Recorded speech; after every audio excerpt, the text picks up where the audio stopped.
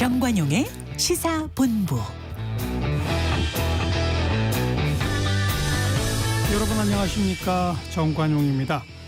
이번 22대 국회의원 선거에서 이 국민의힘 위성정당인 국민의미래, 또 이 더불어민주당 위성정당인 더불어민주연합, 장애인들을 각각 비례대표 1번에 배정했죠. 이 소외계층에 대한 배려가 국정운영의 최우선 과제다, 이런 의미일 겁니다. 국민의 수신료로 운영되는 공영방송 KBS도 물론 마찬가지인데요. 이 장애인을 비롯한 우리나라 소외계층이 함께 행복한 세상을 만드는 것, 이것이 방송의 첫 번째 가치이자 목표이기 때문입니다. 그래서 이 정관용의 시사본부에서도 오늘 이 장애인의 날을 맞아서 22대 국회의원 당선자 300명 가운데 제일 먼저 이 장애인 국회의원 당선자 두 분을 오늘 스튜디오에 초대했습니다. 잠시 후 한 12시 25분경부터 장애인의 날 기획 대한민국 22대 장애인 국회의원 기대해 주시고요. 먼저 도로공사 연결해서 이 시각 고속도로 상황 전해드립니다. 김유아 씨. 네, 빗길 속에 아직 충청권 나들이 정체가 긴 편인데요. 덩달아 사고도 많습니다. 일단 광주 대구선 대구 쪽 지리산 부근 1차로에 사고 났고요. 영동고속도로는 용인 지역에서 강릉 쪽 이동이 불편한데 그 전후로 북수원 나들목 진입로에도 사고 있어서 주의가 필요합니다. 경부고속도로 타고 서울 쪽 가는 길 주감 휴게소도 2차로 막고 승용차 사고를 처리하느라 정체고요. 다시 안성분기점과 수원신갈, 금도에서 반포까지 서울 쪽 이동이 많아서 혼잡합니다. 반대 부산 방향은 북천안에서 천안휴게소까지 총 35km 부분적인 정체인데요. 그 전후로 남하진이와 입장도 각각 한 차로씩 막고 사고 처리하느라 여기도 분주합니다. 논산 천안선은 양방향 정안을 중심으로 밀리고 서해안고속도로는 서울 쪽 이동이 많아지면서 송악에서 용담터널까지 정체 반복적으로 이어집니다. 평택 시흥선도 시흥 쪽 이동이 많이 불편해졌습니다. 마도부터 남한산까지 13km 정체인데요. 수도권 제일순환선도 동서쪽 모두 이동이 많아지지만 특히 동쪽 이동이 많이 불편합니다. 송파에서 강일까지 구리 쪽 15km, 판교 쪽도 구리부터 상일까지 9km나 정체입니다. 빗길 주의해 주시고요. 교통센터에서 김유아였습니다.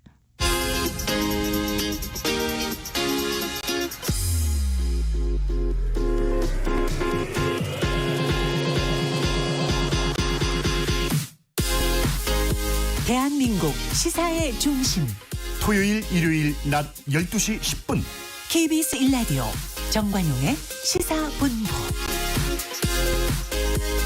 하나의 키워드로 다양한 뉴스 정리해드리는 주간 뉴스 큐레이션 시간입니다. 한국일보 박지연 기자, 어서 오십시오. 안녕하세요. 당신의 뉴스 큐레이터 박지연입니다. 네, 오늘의 키워드는 뭡니까? 오늘의 키워드는 유쾌한 인생입니다. 앵커님, 이것만 해결되면 행복할 텐데 하고 생각해 보신 적 있으세요?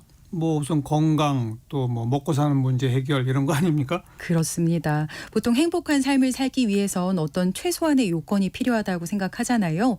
그런데 여기 삶이 던져준 과제에도 불구하고 이 암에 걸리기 전보다 행복한 삶을 살고 있다고 고백하는 이가 있습니다. 말기암이 그에게 유쾌한 인생을 선물한 역설 들려드리고요. 벌써 4월이죠. 이 올 초 계획한 일들 있으실 텐데요. 이 작심삼일이라는 말이 괜히 있는 게 아니잖아요. 그런데 여기 474일째 뚝심 있게 만세 응원을 외치는 만세맨의 유쾌한 인생 들려드립니다. 네. 또 장애인의 변신을 돕는 유쾌한 인생도 있습니다. 이 사실 휠체어를 탄 장애인들이 미용실에 한번 가려면 문턱은 없는지, 또 휠체어가 올라갈 수 있는 경사로는 있는지, 또 실내에 이 휠체어가 지나지 못하는 구간은 없는지 체크할 것들이 많거든요. 그래서 적지 않은 장애인들이 변신을 포기하는데요. 이 서울 노원구의 장애인 친화 미용실 이야기 들려드리겠습니다. 네. 첫 번째 유쾌한 인생이 말기 암에 걸렸는데 오히려 병을 앓기 전보다 행복하다고요? 네, 삶을 바라보는 관점이 180도 바뀌는 경험을 한 번쯤 하게 되잖아요. 이 정우영 씨는 신장암 4기 판정을 받은 뒤 이 절망에 머물기보다 유쾌한 인생을 사는 쪽을 택했어요. 이 처음 신장암 4기 진단을 받았던 30살의 그도 처음엔 하늘이 노래지고 현실감이 없었다고 합니다. 30살이라는 젊은 나이에 말기 암에 걸렸다고요? 그렇습니다. 또 심지어 암덩이 크기가 30cm나 됐고요. 의사는 암세포가 이 한쪽 신장 전체에 전이가 돼서 제거해야 한다면서 이 수술을 해도 얼마나 더 살 수 있을지 알 수 없다고 말했다고 해요. 또 10시간에 걸친 첫 수술에 이어 1년간 임상 치료를 하는 동안 호영 씨는 침대에 누워서만 지냈는데요. 하지만 1년 만에 암은 재발했습니다. 아이고 또 재발까지 했어요? 예, 그렇습니다. 또 이렇게 보통 이 정도 되면 왜 내게 이런 일이 생길까 하고 답답하고 모든 일이 원망스러울 수 있는데요. 호영 씨는 이때부터 오히려 삶을 다르게 바라봤다고 해요. 이 가정 형편이 좋지 않아서 초등학교 6학년 때부터 아르바이트를 쉰 적이 없고 또 여행은 사치라고 여겼던 근데요. 에스프레소를 좋아하는 자신을 위해서 이탈리아로 생애 첫 해외여행을 떠났고요. 네. 직장을 그만두고 그동안 하고 싶었던 사진 공부를 했대요. 그동안은 뭐 그냥 해야 하는 일들만 하고 살았으면 병을 얻고 나니까 오히려 이제 아무것도 걸릴 게 없어진 그런 상황이네요. 그렇습니다. 호영 씨는 이렇게 하루하루를 즐겁게 사는 건 이 다음을 기약할 수 없기 때문이라고 말을 해요. 또 80년을 응축해서 살겠다고도 말합니다. 억울해서 지금까지 살아온 거랑 정반대로 살아보겠다 이렇게 마음을 먹었다는 거예요. 아하. 투병 초기 그를 버티게 해줬던 가족이나 친구들과 보내는 시간을 늘렸고요. 또 돈에 대한 집착을 포기했더니 돈이 더 잘 벌리는 이상한 현상이 벌어졌다. 이렇게 말했습니다. 그래도 계속 이 투병하다 보면 신체적으로 힘든 부분이 많이 있지 않을까요? 당연히 포기한 것도 많습니다. 우선 연애와 결혼을 접었다고 해요. 호영 씨는 8년간 옆을 지켜준 여자친구와 헤어졌대요. 얼마나 더 살 수 있을지 모르니 장기 계획은 세울 수가 없다. 이렇게 말을 했고요. 또 두 번의 수술과 방사선으로 그는 신장 한쪽을 잃게 됐고요. 또 척추뼈 3개가 부러졌습니다. 아이고. 또 항암제를 4번이나 바꿨지만 부작용이 여전해서 이 수족 증후군 때문에 손과 발이 타는 고통은 그대로라고 합니다. 그런데도 호영 씨는 이 시력이 안 좋은 사람이 안경을 쓰는 것처럼 저는 암세포와 함께 사는 것이다 이렇게 웃으며 말을 했어요. 웃으면서. 예. 이분의 마음가짐 뭐라고 합니까? 이분의 인생 모토는요. 인생은 월세 이렇게 말을 했어요. 월세. 네. 이게 언제까지 두 발로 자유롭게 걸어 다닐 수 있을지 자신도 모르고 또 의사도 모르니 이 한 달씩 연장하는 삶이다 이렇게 받아들이겠다는 거예요. 네. 또 단 한 순간도 허투루 쓰지 않는다고 합니다. 또 사진관을 운영하면서 친구들과 여행도 가고 또 조카와 즐겁게 놀아주기도 하고요. 최근엔 영화 월터의 상상은 현실이 된다를 보고 아이슬란드에 가고 싶어져서 훌쩍 다녀왔다고 합니다. 허허. 삶의 의미를 찾을 때는 죽음을 떠올려라. 이런 어떤 철학자 이야기가 있었죠. 네. 그게 떠오르는군요. 두 번째 유쾌한 인생 주인공이 만세맨이라고 그랬죠? 네, 맞습니다. 무슨 얘기입니까? 지난해 1월 4일부터 매일 새벽 아차산 시루봉에 올라 만세 응원을 이어가는 유쾌한 인생. 바로 구리 만세맨 정정중 씨입니다. 그의 개인 유튜브 채널에는 가슴에 태극기가 그려진 옷을 입고 목청 터져라 만세 삼창을 외치는 영상이 빼곡해요.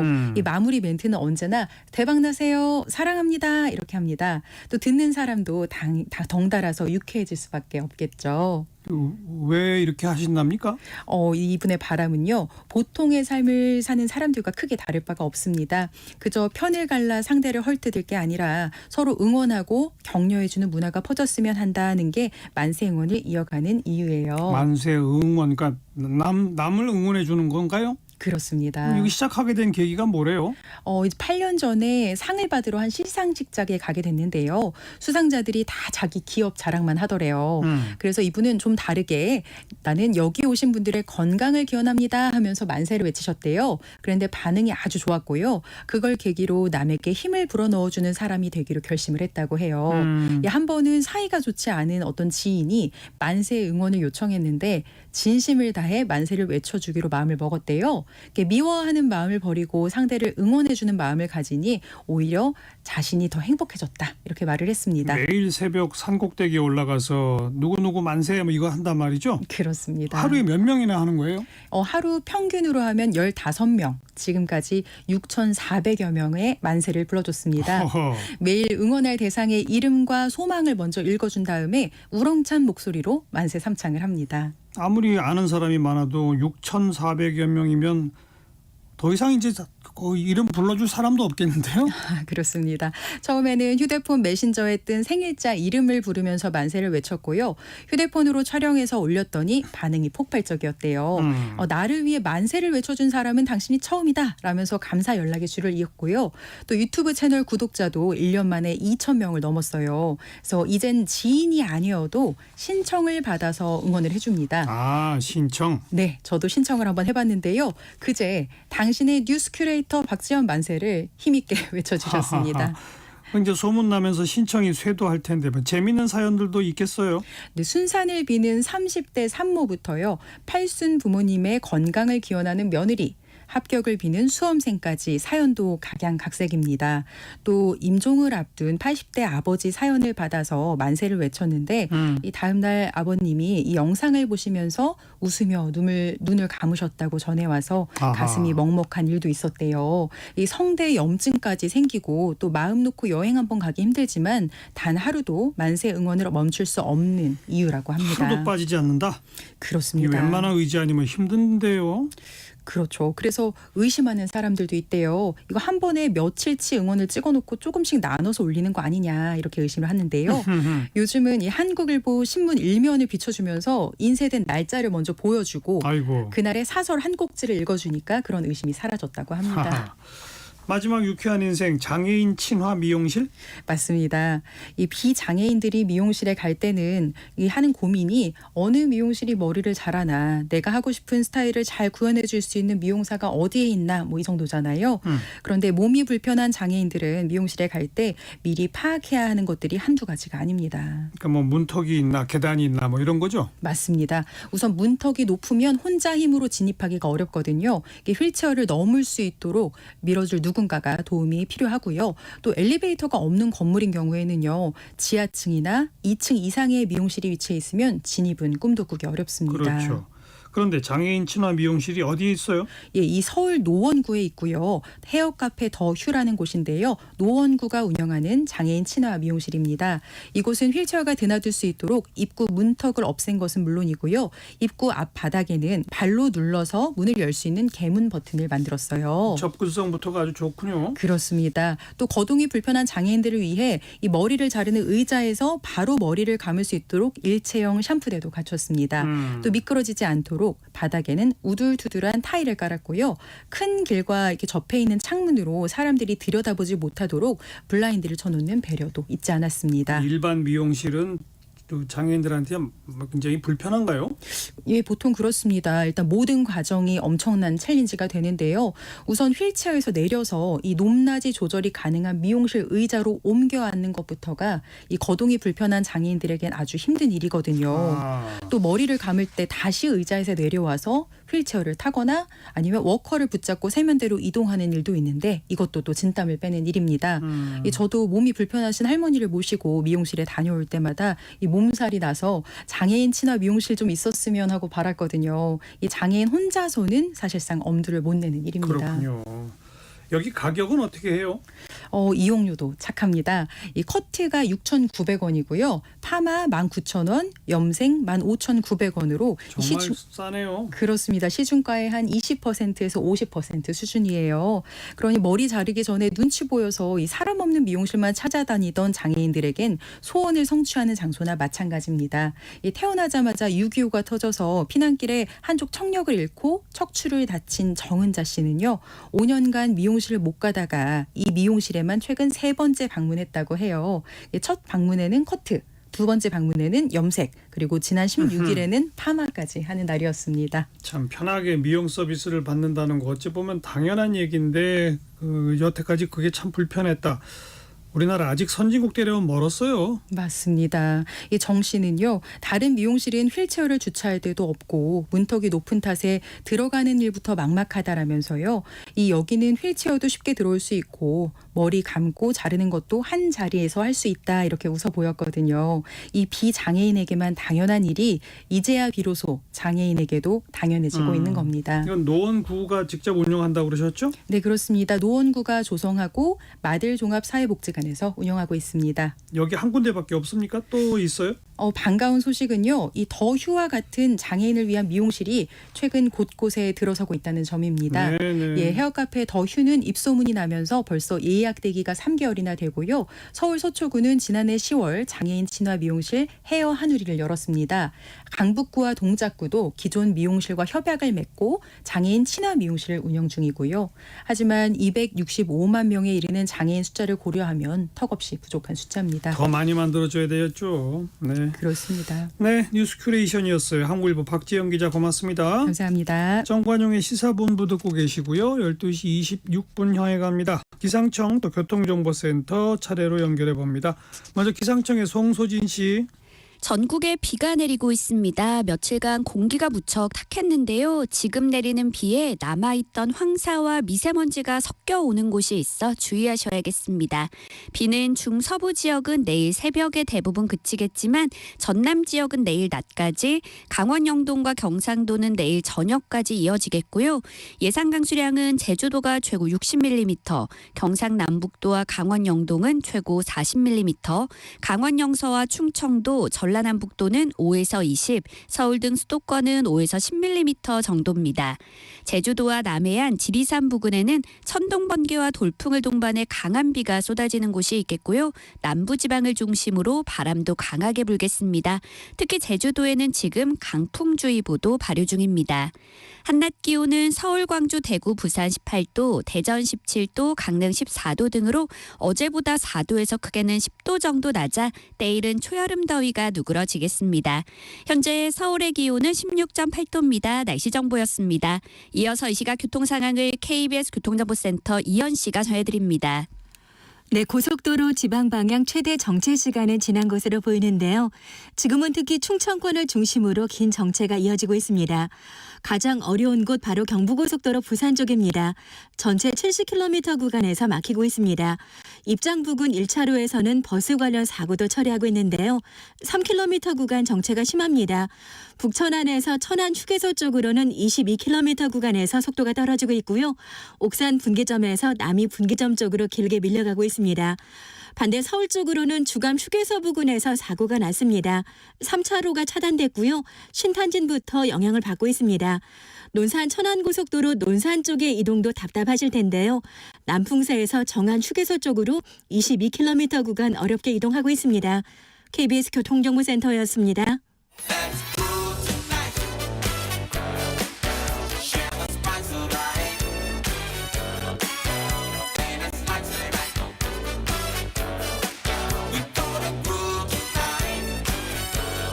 국민 MC 정관용.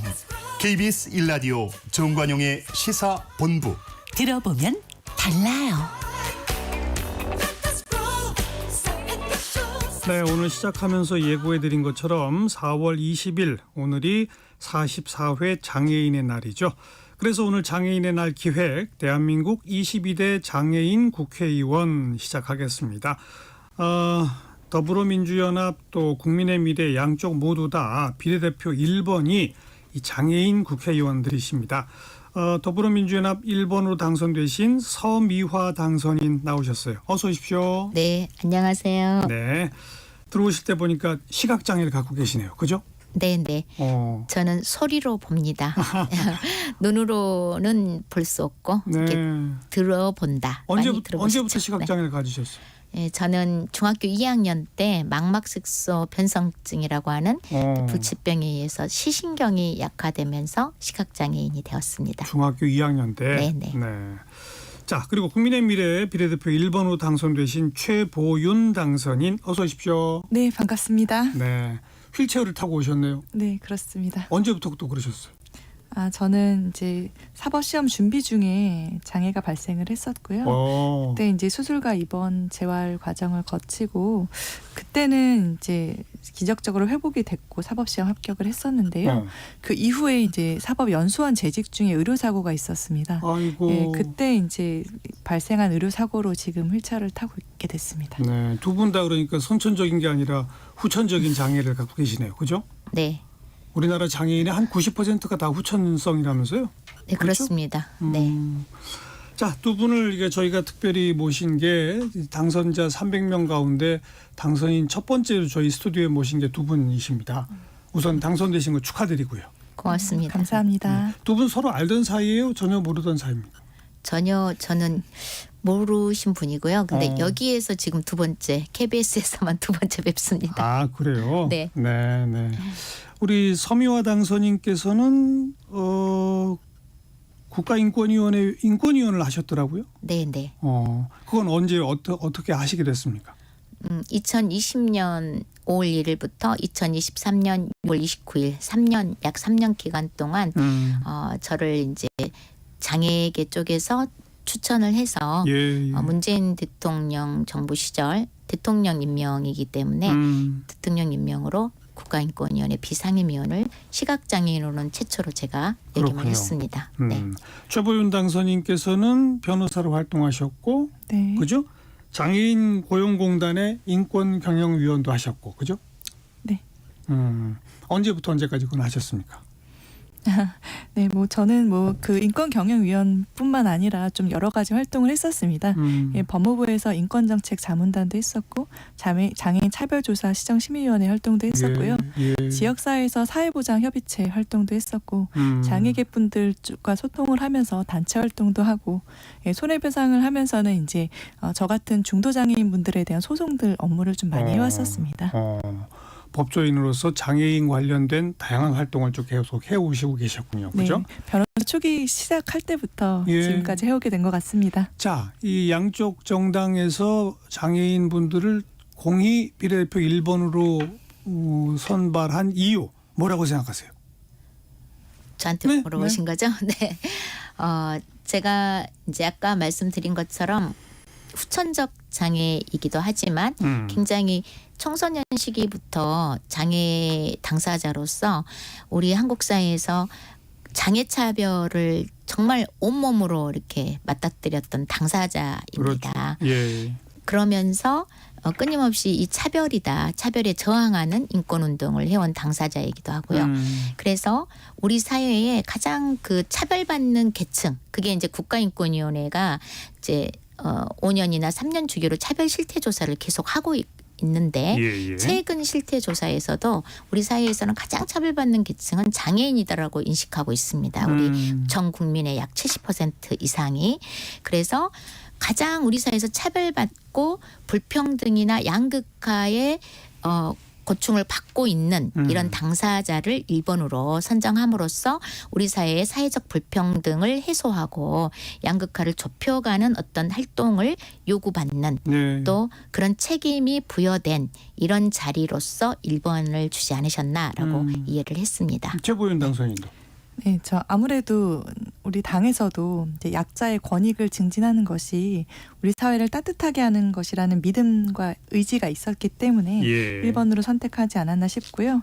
그래서 저희 장애인 당사자분들뿐만 아니라 여성이나 노인이나 또 아동이나 다문화 같은 우리 사회 다양한 약자분들의 어려움이 있습니다. 그런 부분을 잘 대변하고 겪는 차별이나 격차 같은 걸 잘 해소하는 부분에 대해서 이제 아무래도 법률 전문가로서 입법을 예. 통해 해소하라는 뜻으로 받아들이고 있고 그 소명에 충실하고자 합니다. 우리나라 장애인에 대한 차별이 여전히 심각하다. 네. 그래도 과거보다는 많이 좋아졌다 하지만 아직도 멀었습니까?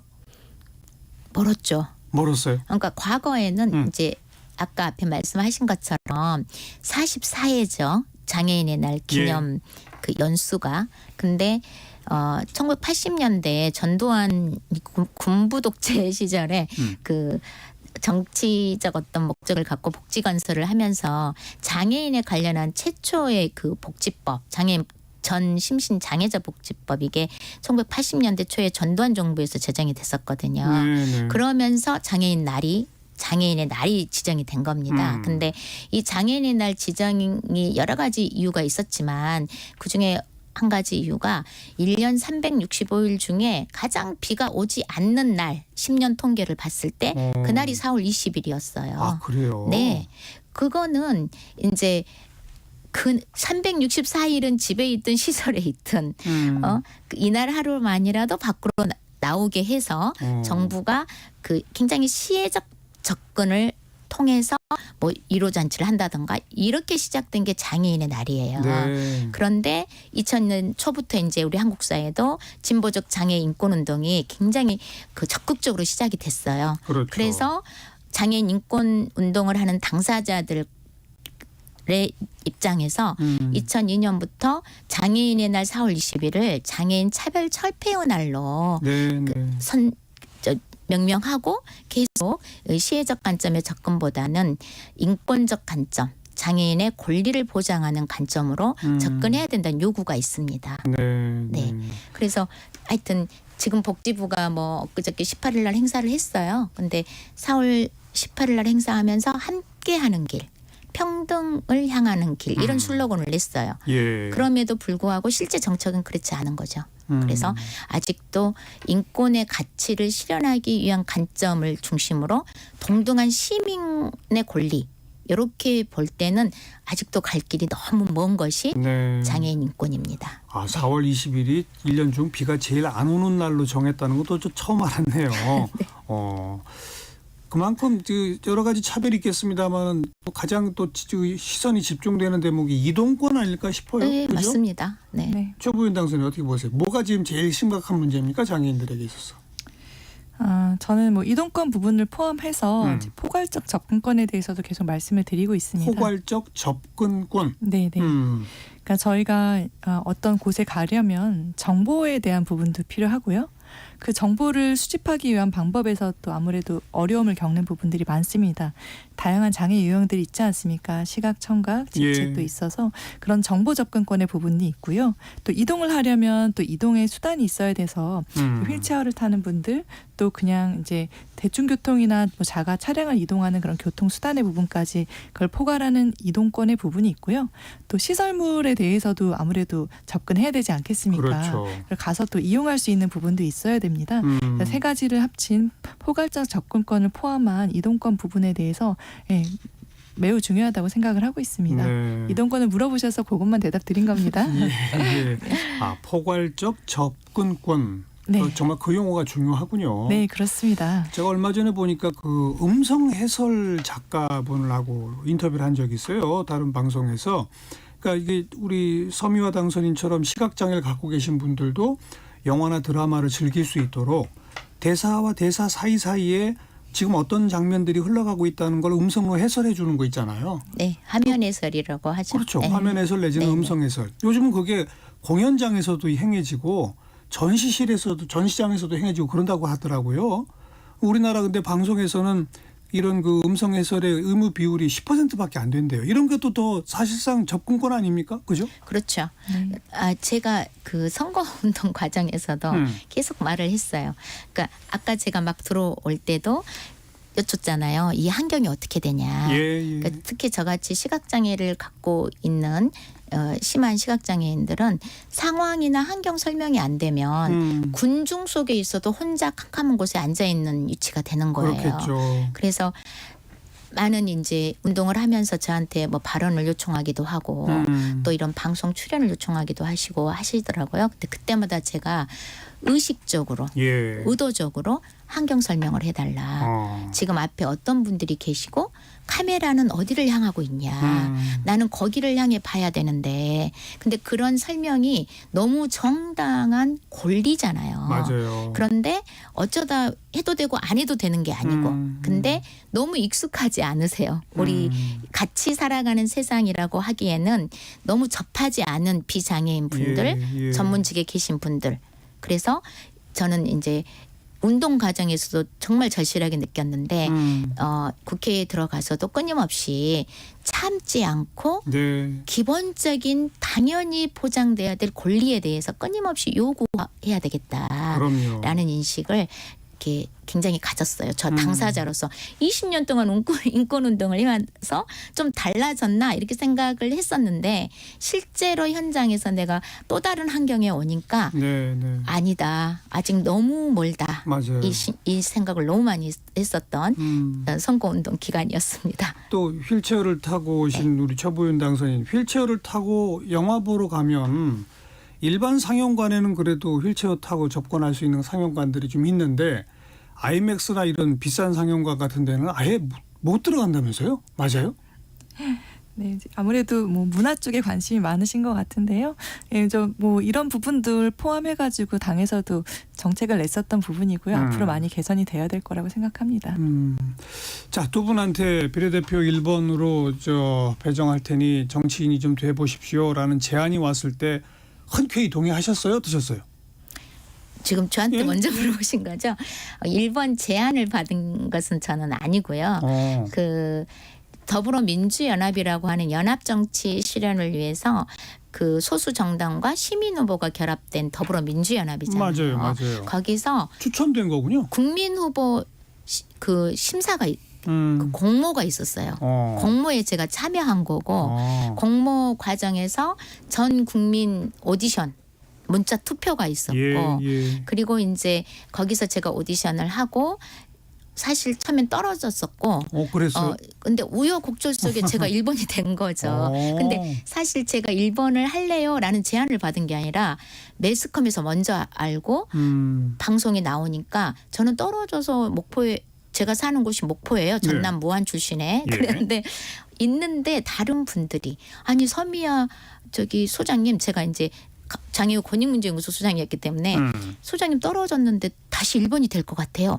이렇게 막 연락이 오더라고요. 그래서 이게 뭔 일이다냐. 그러고 이제 내가 했더니 이제 다양한 아까 말씀하신 것처럼 그 상징적 사회적 불평등의 해소 당사자 이렇게 어떤 1번이라고 하는 상징성을 요구받던 과정에서 제가 1번을 받은 거예요. 그래서 먼저 제안을 받거나 그러지 않았는데 알겠습니다. 그렇게 됐습니다. 그러니까 본인이 장애인 인권운동 하시다가 내가 이제 국회의원이 돼야 되겠다라고 스스로 결심하신 거군요. 네, 그렇죠. 도전을 한 겁니다. 그러니까 그렇게 도전하신 내가 국회의원이 돼야 되겠다 맘먹은 건 국회에 가서 법적으로 제대로 된 차별철폐를 만들어야 되겠다 이런 의지겠죠, 그죠? 네, 그렇습니다. 네. 최고위원 당선인 어쩌게 정치인이 되셨습니까? 네, 저 역시도 저는 직접 그 국민미래 신청을 했었습니다. 사실은 인재 영입을 통해서 이제 비례대표 후보자가 된 경우분들이 많으시긴 한데요. 저 같은 경우에는 이제 당에서 전체적으로 국민 대상으로 한 신청을 했을 때 그 기간 내에 신청을 하면서 당선이 되게 됐습니다. 저 역시도 1번이 될 것을 예상하지는 못했고요. 이제 당시 지휘분께서 그러시더라고요. 갑자기 전화가 오셨는데 축하합니다 그러시는 거예요. 그래서 네 그랬더니 당선이 이 후보자 되셨습니다. 1번이세요. 그래서 네 그랬더니 어떻게 하셨어요? 그랬더니 생방송 나옵니다 그러시는 겁니다. 그래가지고 그렇게 알게 됐었던 것 같습니다. 네. 앞으로 어떤 의정 활동을 계획하고 계신지? 네, 저는 이제 아까도 말씀 이제 하셨지만 사실 장애인에게 있어서 가장 기본적인 권리라고 하면 이동권, 교육권, 노동권 이런 기본적 권리 그리고 헌법에 명시된 것처럼 차별받지 않을 권리에 해당되는 이런 권리인데 사실 아까도 제가 말한 것처럼 장애인 복지나 정책이 지금까지 정부나 이런 44년이라는 세월이 지났음에도 불구하고 굉장히 시혜적 관점으로 진행되고 있는 것들이 많기 때문에 아직도 이동권이 완전 보장이 안 되고 있어요. 그래서 장애인은 원하는 시간에 원하는 곳을 갈 수 없습니다. 실제 현실이 그래요. 특히 지역은 더 그래요.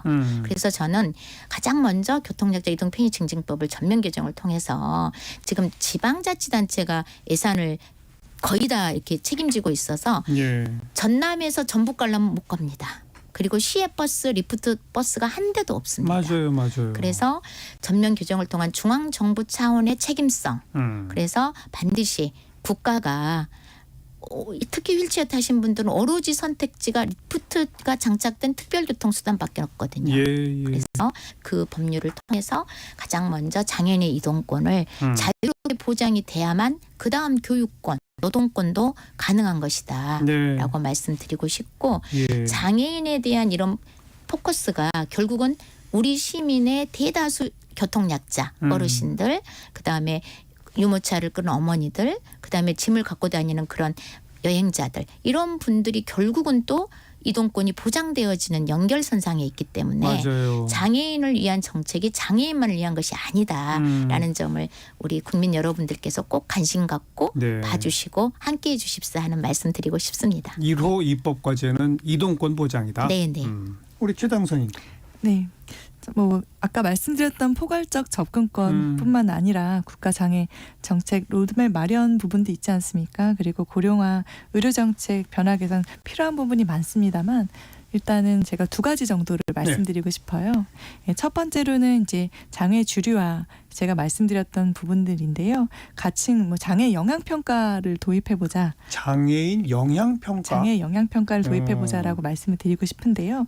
이게 장애계에서도 이제 토론 등을 통해서 좀 논의가 되어 온 부분인데요. 하지만 어떤 제도를 도입하기 위한 입법 차원의 노력은 조금 부족했던 것 같습니다. 그래서 이런 부분은 결국은 이제 우리가 정책적 수단이나 이런 방법을 이제 장애 주류화를 위한 수단은 방법을 장애 영향 평가로 통해서 할 수 있다고 볼 수가 있는데요. 예. 사실 이 부분이 이제 제도로 먼저 자리 잡은 게 성별 영향 평가법이라는 게 있습니다. 이 법에 따르면 이제 중앙행정기관이나 지자체 단체 장애 정책을 수립하거나 시행하는 과정에서 그 정책이 성평등에 미칠 영향을 평가해서 맞아요. 궁극적으로 해당 정책이 성평등 실현에 기여할 수 있도록 하는 걸 말하는데요. 네. 이런 부분들이 이제 결국 장애인 차별 영역에서도 장애인의 권리 증진 영역에서도 보장되어야 된다. 그래서 이런 것들에 대한 영향, 발생 원인을 종합적으로 평가해서 합리적으로 개선해보고자 이런 제도를 도입해보자 하는 거고요. 네. 사실 이제 성별 영향 평가 같은 경우는 2000년대 초반에 이미 도입이 됐고요. 2011년도에 벌써 제정한 유사 사례가 있기 때문에 이거 장애 분야에서도 한번 도입을 해보자라고 말씀을 드리고 싶습니다. 그래서 이거를 관련해서 하는 방법으로서는 법을 전면 개정을 한다기보다는 장애복지법 개정을 통해서도 네. 이런 부분을 도입할 수 있기 때문에 적극 고려를 하고 있습니다. 예, 두 번째로는 이제 저는 이제 그런 결국 그 장애 영향 평가 제도는 이미 다른 나라에 도입된 사례들이 꽤 있습니까? 저는 이제 성별 영향 평가가 우리나라에 도입되었었고 근데 국제적 기준에 대해서 말씀을 드리고 싶습니다. 유엔 장애인 권리 협약이 있습니다. 네, 그런 부분에서 기준에 맞게 우리나라도 해야 된다는 걸 두 번째로 말씀을 드리고 싶은 거거든요. 네. 그래서 이런 부분들이 이제 개정을 통해서 좀 우리가 국제적인 글로벌 스탠다드에 맞춰서 해야 되지 않나 이런 것들을 말씀드리고 싶은 겁니다. 그래서 그런 부분에 대해서 말씀드리자면 좀 국내법이랑 상충되는 것도 있고요. 예. 또 부족한 부분도 있습니다. 이런 것들을 잘 찾아보자. 이런 걸 말씀을 드리고 싶은 겁니다. 네.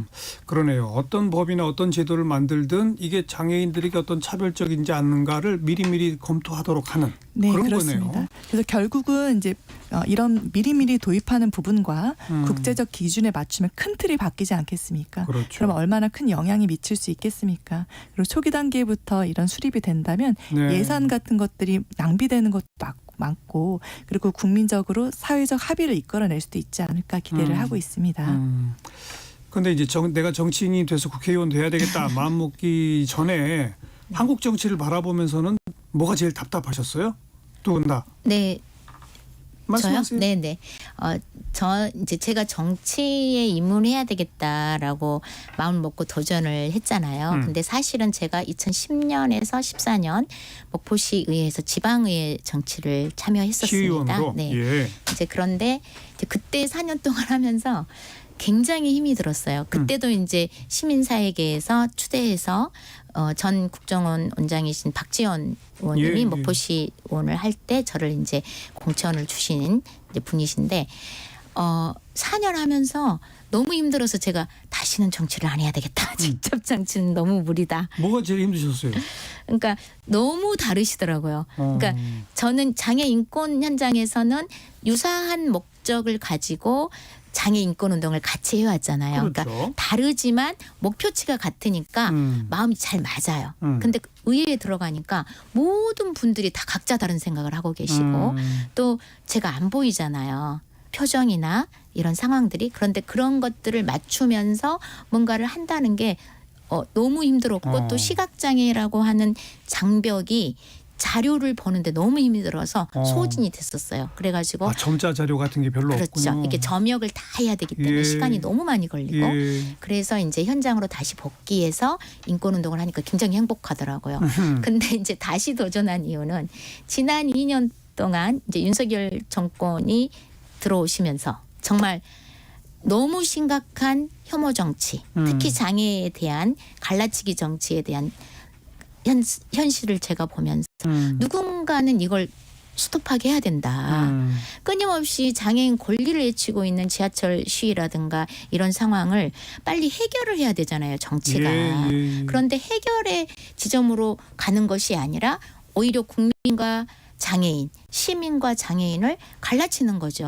갈등을 더 조장하고 부추기는 정치. 네. 이건 아니다고 저는 생각을 했고. 이걸 바꿔내자. 네, 이걸 바꿔내야 한다. 그럼 누군가 해야 돼? 누가 해야 돼? 나라도 가서 해봐야 알겠습니다. 되겠다. 이렇게 도전하게 됐어요. 예. 네, 서미 아버님 말씀하신 것처럼 국민분들께서 아무래도 정치에 대한 갈등 대립에 대해서 좀 안 좋게 비춰진 부분이 분명히 있을 거라고 생각을 하고요. 근데 그게 어떻게 보면은 뭐 여야나 정부나 그런 부분이 아니라 정치인이 해결해야 될 부분이라고 생각을 합니다. 그래서 결국 국민분들에게 신뢰를 얻고자 한다면 정말 더 마음으로 다가가고 그리고 문제 해결을 위해서 현실에 대한 직시를 해야 되고요. 적극적으로 해결 방안을 찾아야 되지 않겠는가 그런 부분을 생각을 합니다. 그래서 앞으로 이런 부분들을 뭐 서미 후보님 뿐만 아니라 뭐 전장현의 이동권 시위도 있지만 모든 분들하고 같이 협력해서 이런 부분들을 해결해 나가야 된다. 그게 저희의 몫이고 그리고 언론에서 또 이렇게 불러주셔서 이렇게 따뜻하게 저희를 이제 저희가 함께 할 수 있는 부분에 대한 이런 자리를 마련해 주신 거에 대해서도 다시 한번 감사드립니다. 네, 뭐 양극화되고 맨날 서로 헐뜯고 싸우는 그런 정치가 아니라 장애인 차별 철폐 같은데 지금 여야 할 것 없이 목소리를 함께 낼 수 있는 그런 정치를 이제 만들어 가야죠, 두 분이. 그죠? 그렇죠. 네. 그래서 저도 이제 여기서 두 번째 뵀지만 최보윤 의원님 또 다시 당선되신 김혜지 의원님도 계시는데 이 장애 문제, 사회적 불평등의 문제는 초당적으로 여야를 떠나서 그러니까요. 같이 해결해가는 모습을 보여줘야 된다라고 말씀드리면서 이 자리에 또 뵀으니까 같이 하자라는 말씀 드리고 싶네요. 네. 그 뭐 존경하는 그 선배 정치인이 있다면은요, 우리 최보윤 당선인은 누굴 제일 존경하십니까? 제가 아무래도 정치 신이다 보니까 어떤 특정 정치인을 거론하기보다는 그냥 정치인 여러분들께 좋은 면들을 많이 배워가지고 많이 이끌어주시는 부분들을 또 흡수하고 그리고 또 이제 같이 이제 또 협력할 부분들을 찾아 나가는 그런 정치인이 되고 싶습니다. 네. 서미아 당선인은 존경하는 정치인. 네. 뭐 모든 국민이 존경하는 정치인들은 저도 다 존경하죠. 김대중 대통령, 노무현 뭐 대통령님, 돌아가신 노회찬 뭐 대표님 이런 분들 다 존경한데 실제로 저는 이제 직접 경험을 해본 우리 박지원 의원님 같은 경우에 너무 부지런하세요. 그리고 그 이번에도 92%가 넘는 최고 득표율 그리고 거기 지역이 섬이 많아요. 근데 다 다니면서 하는 이런 부지런함 그리고 또 무엇보다 17대 국회에서 처음 여성 할당제 제도가 그 베이징 여성대 세계 여성대 이후에 한국 정치에서 여성 할당제가 시작됐잖아요. 그렇죠. 그때 처음 휠체어를 타고 여성 장애인으로서 또 무학력자로서 입성하셨던 장양숙 전 국회의원님 그리고 그분이 현재는 인권운동 현장에 다시 복귀해서 활동을 하고 계세요. 그렇죠. 그래서 그런 모습들이 굉장히 저한테는 그 모델링이 되고 저도 이번에는 들어와서 하지만 최선을 다해서 하고 할 수만 있다면 고령사회에서 다시 인권운동 현장에서 그래야지. 당사자로서 활동하고 싶습니다. 네. 아무튼 앞으로 4년 임기 동안 정말 장애인 차별 철폐에 혁혁한 공을 좀 세우시기 바라고 멋진 의정 활동 하셔가지고 나중에 이제 다른 후배 정치인들이 존경하는 정치인으로 두 분을 좀 꼽을 수 있는 그런 정치인들이 좀 되시기를 기대하면서 지켜보도록 하겠습니다. 초선이니까 자주 좀 불러주세요. 네, 물론입니다. 네. 나와주셔서 오늘 고맙습니다. 네, 감사합니다. 네, 감사합니다. 네, 더불어민주당의 서미화 당선인, 국민의힘의 최보윤 당선인 두 분 함께 만났습니다. 자, 1부 마치겠습니다. 잠시 후 1시 2부에 다시 옵니다.